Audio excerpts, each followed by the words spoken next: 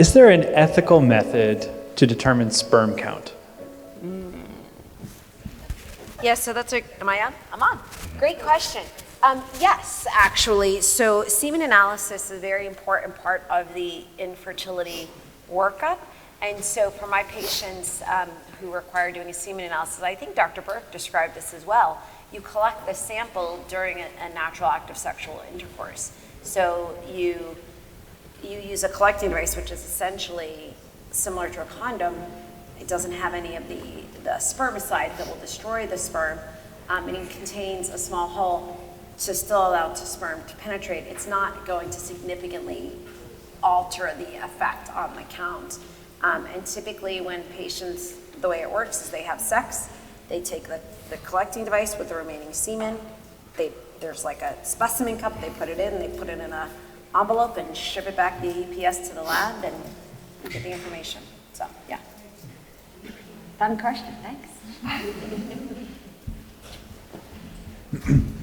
This question really, I think anyone could address Let me it. just actually add one more thing. You're actually going to get a better marker of their sperm quality, right? Because the sample is going to be different when you're collecting it via a natural act of sexual intercourse. You're going to see what they would normally have then versus an act of masturbation. So it's actually more accurate representation to collect it that way. I knew nothing about that. Could you say more? Yeah, so semen basically, I'm going to get into the details of like, what is semen consist We're all of? awake again, right? Semen is not just sperm. The sperm are only a part of the semen. It also includes seminal fluid, fluids that are produced in the prostate gland, and then depending on how that sample is produced will determine the various percentages of the constituents of the seminal fluid. So when you're collecting the semen sample via a natural act of sexual intercourse, it's going to give you a more accurate representation of what the person is being exposed to during the actual natural act of sexual intercourse. Does that make sense? Mm-hmm. No, that's really helpful. It makes a lot of sense. And I mean, So even not all of my patients are Catholic or necessarily would have a concern, but I tell them I want the most accurate information. This is the best way to collect it medically, not only ethically, but medically, it's going to give me a more accurate representation. So, thank you. Well, this is a question I think really any of you could address from your different perspectives. So let me read it out, and then maybe I'll embellish it a little bit. How do couples' moral reasoning trajectories develop over time when they face infertility and must make decisions under pressure, aging, finances, or emotional urgency? And I'd like to pair this as well with a later question, the sense of which is, how do we take this, be fruitful and multiply, and the sort of cultural inertia we have in the church, and how do we actually walk with people who begin to sort of naturally be worn out by that? What does it look like to become tired? And do people have a false impression of like they need to keep trying all the time? Is there a good sense in which they do need to keep trying? Is there not? I mean, please, each of you, if you're able to speak to something of that. Yeah, I'll just kind of jump in first there. Often, a lot of people, when they come to me, they say, well, and I just tell them, go, tell me the story, just talk. And in their talking, they'll say, well, and if we stop going for treatments, well, then we're not open for life, and then we're against church. It's like, there we go. What does it mean to be open to life? And it's sort of regressively redefining being open to life. Being open to life does not necessarily mean having viable sperm and ovulating and all of these things, and this is the only condition under which we are open to life. A big story in our life with my wife was we were at our church, one year. This was, while we were going through this, was like after we had our loss and all of these things. Our parish had a very nice, like, pro-life display and all this stuff with pamphlets, and it said, Choose life. Be open to life. And she picked up the pamphlet and she just screamed, I am open to life, and crumpled it and threw it, right? And so that kind of says it all. It's like, what do we mean when we say open to life? I can't answer that right now, but let's ask ourselves that. Let's think about that on the drive home. Yeah. I would also add to that, I think, first of all, that is a hard question to answer because it's so individual to each couple and to your own discernment. And very much like we talk about NFP, and grave reasons for postponing pregnancy or what have you, right? So, and responsible parenthood. I mean, there's a sense in which responsible parenthood is included in the infertility experience as well, right? Because maybe we're considering adoption or we're not. I mean, adoption is not a solution to infertility, nor is there a moral obligation for a couple who can't conceive to adopt. There is an imperative for us to care for the widow and the orphan, but that doesn't mean that every single individual couple who is unable to conceive must adopt, right? There's a very personal kind of discernment and prayer that goes along with that. But I would say sort of broadly in terms of the people in our community that we talk with, sometimes they almost need permission to stop treatment or to even just take a break because they feel like if we stop now, somehow God is limited by us and everything that we do. Is there initiative that God gives us in our freedom? Yes. Are there things in this broken world that impact our health and our bodies that can be restored? Yes, absolutely. But I have seen such obsessive thinking about it that, if I stop, somehow God will be like, oh, you didn't chart this month? Well, sorry, I was going to give you a baby, but I decided not to now because you're not charting, right? I just want to say one other thing because someone emailed me the other day and said, I don't know if this will be helpful for your talk, but I want to share that in talking with my doctor about treatments, I expressed that there was, I didn't want to have this particular surgery again. Like I have trepidation about it. And the doctor said to her, do you want to regret it in 20 years that you didn't do everything to try to have a child? And I'm sorry, but I think that's deeply unethical and just awful. Trust me, it took me years of prayer and healing through doing this ministry to get over all the regret and the second guessing. We didn't do enough. I should have had that surgery. I should have done this. I should have made that novena. Why didn't I go on that pilgrimage? So I think we don't need others outside of ourselves where we're already internally giving ourselves pressure to put additional pressure and guilt on us. Wow.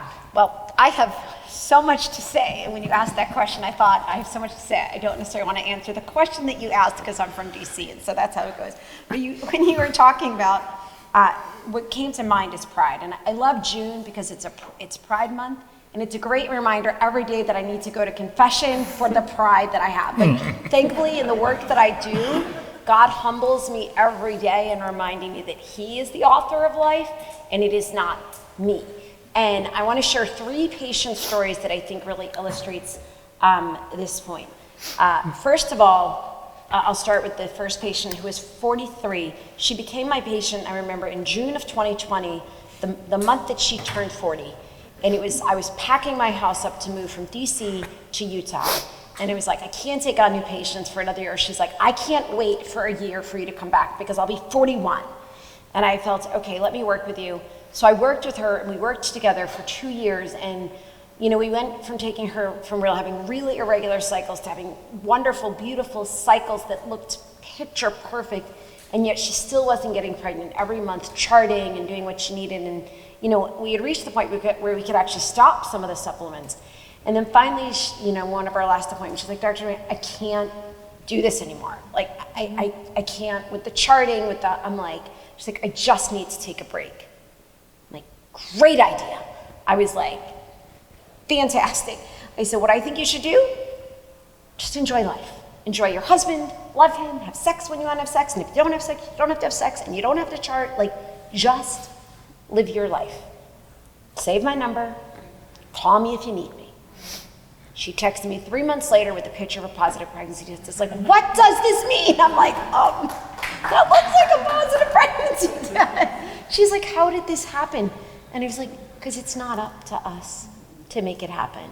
It's up to God, right?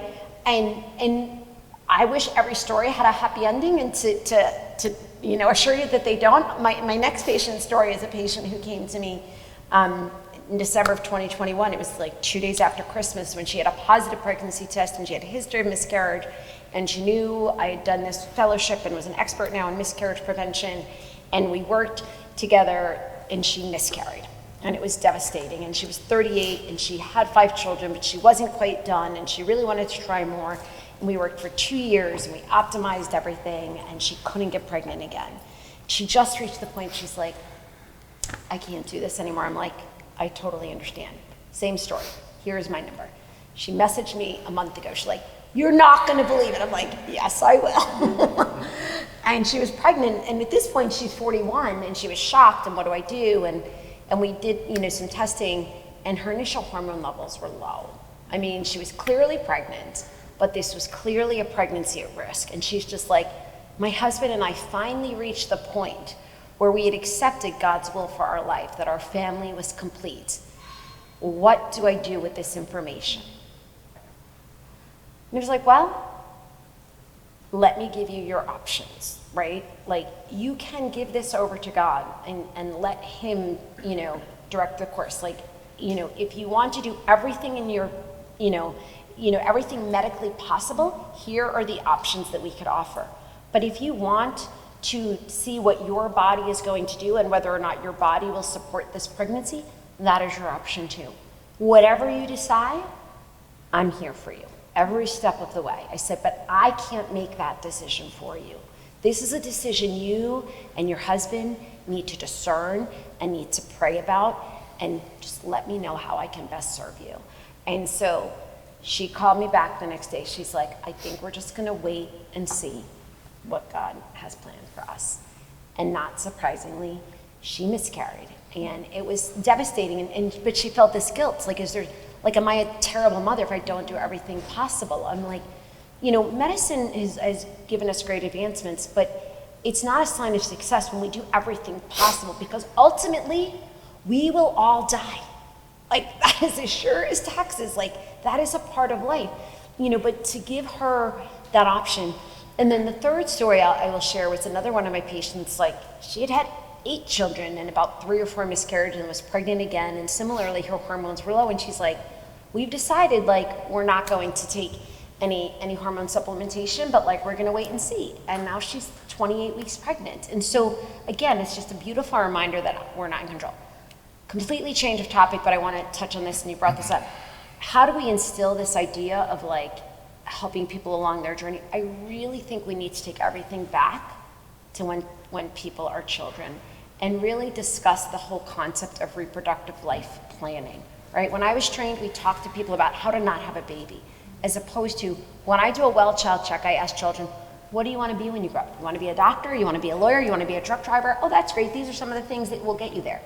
What do you envision for your family when you grow up? Do you want to be a religious? That's a wonderful thing. There are all these different orders, and maybe you want to pursue this. Do you want to have children? How many children? One day in Mass, I said to my son, because he always liked to invite all the big families to our house. We only have 4 children, but like all the families with 10 children he wanted to invite. So I said to him one day, I'm like, Alice, can I just ask you a question? He's like, yeah, Mom. I'm like, how many children do you think you want to have when you grow up? Yeah, 4, 5, 6. He's like thinking about him. He's like, 18. I'm like, that's a lot. And I'm like, that would be a lot for your wife to have. He's like, oh, well, we don't have to have them all naturally. Like, we can definitely adopt some. I'm like, great, I'm glad that you have thought this all through. But the idea is we're starting to think about these things, to help people just recognize that fertility is a gift and it is precious and age matters. And the more we can help people to understand that we can't turn back the clock, and age is a significant risk factor for both infertility and for miscarriage. Now, some people, and me, like I didn't get married until I was 33, like, you know, my sister was 38, like, you know, like that affects it. I was old fashioned. I wanted to have a husband before I had a child. And so, you know, that's kind of how things happen. But if you had asked me 30 years ago, I said I would have loved to have had 8 or 10 children. I'm blessed with the 4 that I have, and I'm so incredibly grateful for that. But I think having these conversations really, really early is important. Sorry. Thank you. That's super helpful. I just wanted to extend an invitation to Ann and Father West for any final recommendations you might have in particular for being watchful of our language in ways that are helpful. I mean, to celebrate when things need to be celebrated, but also, I mean, what are so, you know, what's your, tell us a little bit about your pet peeves and how like the average person can be a little bit more mindful of that kind of thing. That's what I've learned so much of that from you. So just an invitation to share it. One thing that we emphasize, we don't want to be the language police, okay, but as a ministry, we don't use the word infertile, for example. So I don't call myself an infertile woman or we are an infertile couple. And I understand that when we talk about NFP, you know, and just fertility, there are fertile and infertile periods, you know, within a woman's cycle, and that's very legitimate. We wrote a guide for NFP instructors. You can get it if you go to our website. There's a pop-up, put in your email address, and you can download that guide for free that has some just sort of tips on that language. Just understanding when you use that word, how sort of loaded it is for someone like me, for the people in our community. So we will say things like, on the path of infertility, struggling with infertility, because infertility is a circumstance, it is not our identity. And so I think that's one thing to be mindful of. I would also say, maybe Father Paul, you have some, I would say miracle. Like, I believe in miracles, they're a real thing. These stories that you mentioned, Dr. Duane, I mean, those are truly miraculous. But just be careful with that, because when you're dealing with couples who are struggling with infertility, they want a miracle too. And when they don't receive that miracle, they wonder why. Is God punishing me? Doesn't he love me? Why are there no miracles for me?